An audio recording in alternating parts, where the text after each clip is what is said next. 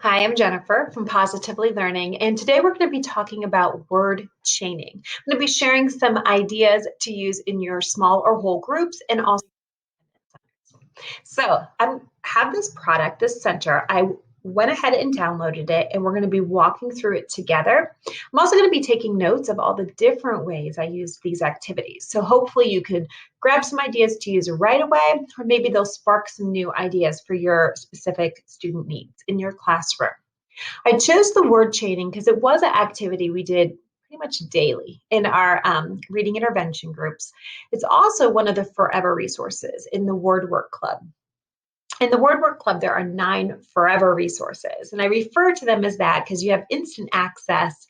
They're always there for you, but they're also resources that were chosen because they can pretty much last the entire school year, using them in various ways. So, for example, this chaining center, we start off as instructional, using it to learn about word chaining and the relationships between words.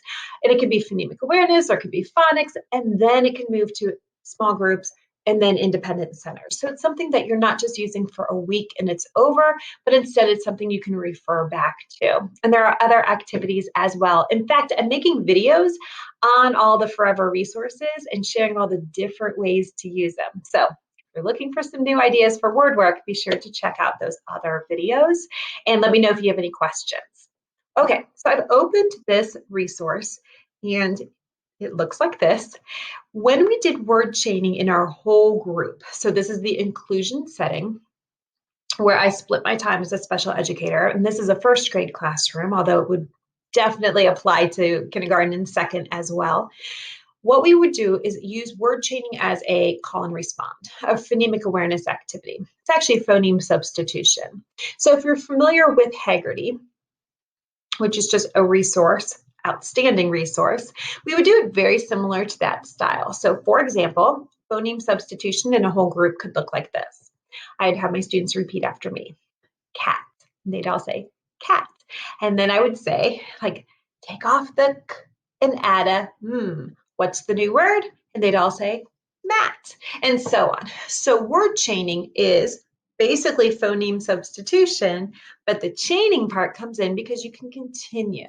Let's change mat to pat. Let's change pat to pot.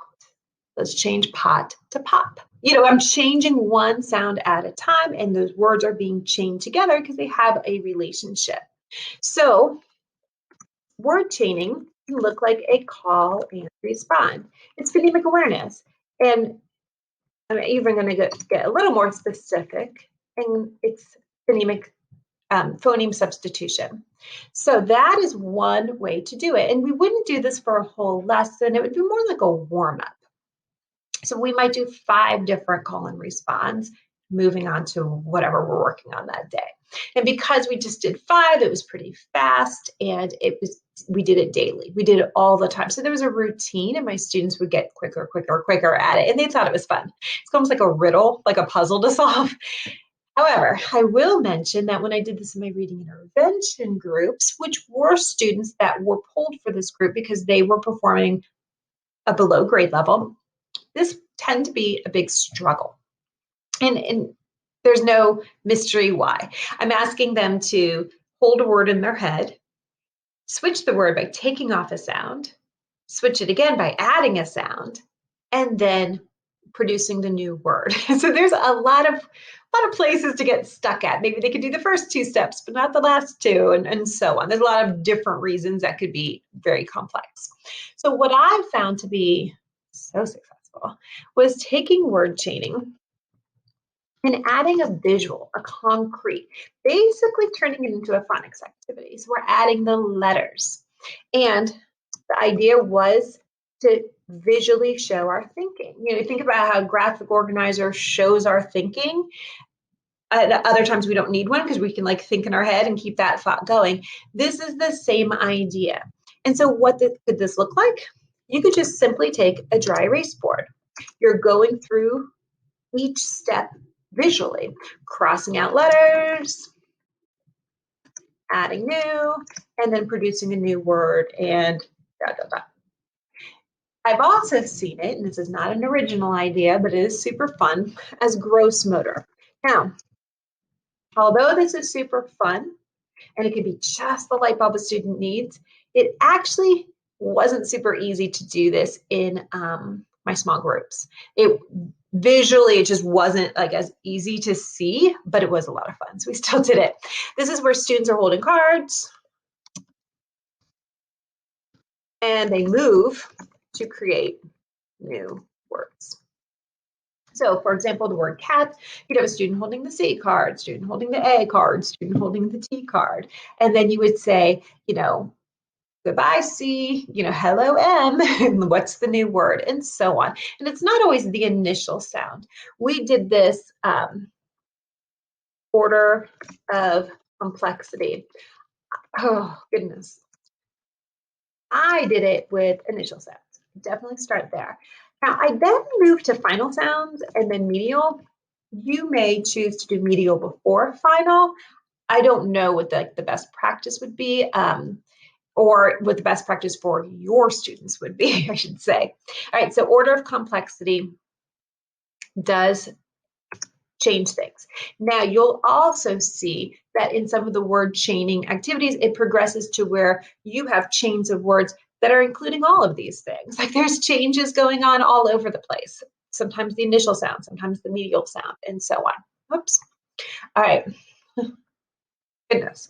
All right, now moving ahead and looking at the actual center. So I talked about adding that concrete piece. I think of it as those word ladders. Do you remember seeing those? They were like really popular a few years ago. They're still around and they are awesome. Word ladders are where you see a vertical progression where words change as they go, I guess you can go up the ladder, and words change by changing one phoneme or one sound. And it's really the phonics application of that phoneme substitution. This is along the same idea, but I'm actually adding visual support in kind of a different way. Because word ladders were also a little too complex for the groups I was working with. So what I did is I created chains of words, and these are 4-word chains that you can see going across, and I made them with pictures and the arrows showing the movement left to right. And then I took those pictures and used the exact same words, text, right underneath it. So for example, we see lab, cab, cap, nap. Now, you can use this a couple of different ways. You can use it just with the pictures, where students, it's kind of like what we did in that whole group. It's phonemic awareness, but the pictures just provide a little bit of extra support in case your students are like, what was that word? And so on. Then the text support is where I thought kind of the magic happens, because look at the words. See those empty letters that are not filled in? That's where the change occurs. This was what super helped my students. And of course, I'd be thinking out loud, was it the initial sound or the ending sound that changed? Let me listen. Oh, it was the initial sound. Oh, yep, I can tell that, because I can see that. So when I used these in centers, you can use them with pictures. You can use text, which has that visual change, or you can use them picture and text. And what I mean by that is the way you prepare them. Now, there are 20 of these lists or 20 of these sets that are picture and text. So you could cut these out where you cut that line right below the picture and just use pictures. Or you can cut it just for the text. Or you can cut it underneath the text and keep the picture and text together. I use these with pocket charts. I had small mini pocket charts that are called tabletop. I inherited one from Lakeshore. It was 20 years old. But then I went and purchased 2 more. I think I got them on eBay or something, but they were awesome. I could have put calculus in there. My students would have gotten excited because they just loved these pocket charts. But you can see how I prepared them. I tend to take shortcuts. So I did just the picture and just the text, and then I just put them together. So my students could put them together or not. I didn't print too many extra sets the other ways. Another thing I want to mention is the complexity can also be changed by using 2-word chains, or 3 words, or 4 words. 4 words obviously is much more difficult to do, but you could just have students look at just pairs. They can just like look at the relationship between those two words. In fact, that's what this is all about. And that's why I love the center and I love adding that visual piece is I want my students to see the relationships between words. They're supposed to be hearing it, right? This is a phonemic awareness activity, or at least that's how it started. And that's great. That's awesome. But my students also benefited from seeing a visual relationship as well. So this could be a problem-solving tool when they are encoding, just spelling, or decoding. We often did that kind of thing like, well, if you know ball, then you know wall, ball, wall. The initial sound to change. That's the same idea with these word chains and why I think it was so successful. Is that like sound practice? I think so. I don't know. It works. It really worked for my students and it gave them confidence as well. Now, how I used this.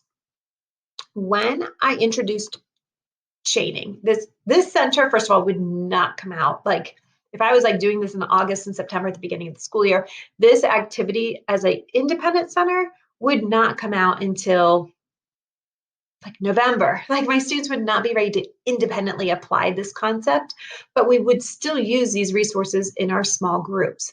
A great way to like solidify the idea of chaining or like to introduce the idea of chaining is to use names. My name is Jennifer. And so if I was using Jen and we were practicing chaining, how fun would that be? And how much of a connection would I be making and like really engaged? Jen could be jet by changing the final sound.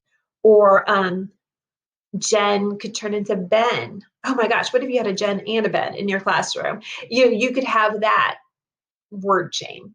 If your names are not working, like my name is Jennifer, there's nothing that's going to change with that word. Just using environmental print, especially if it's like something super popular or just like an item that your classroom like uses a lot, that's fun. That's like making it like a little bit more real world, which I find to be like just fun, fun and engaging for me too. All right, so names and using environmental print would be a great way to introduce if this is a concept that is tricky. All right, the next thing I want to mention, going back into the center, is that we have all these pictures. We talked about how we can use them in 2 words, 3 words, or 4-word chains. There's also another activity in this center, and it is a list of 70 picture cards with matching text cards. And these are more complex. They are not set up in chains, so your students would be matching or sorting these to make chains. That's a little bit trickier.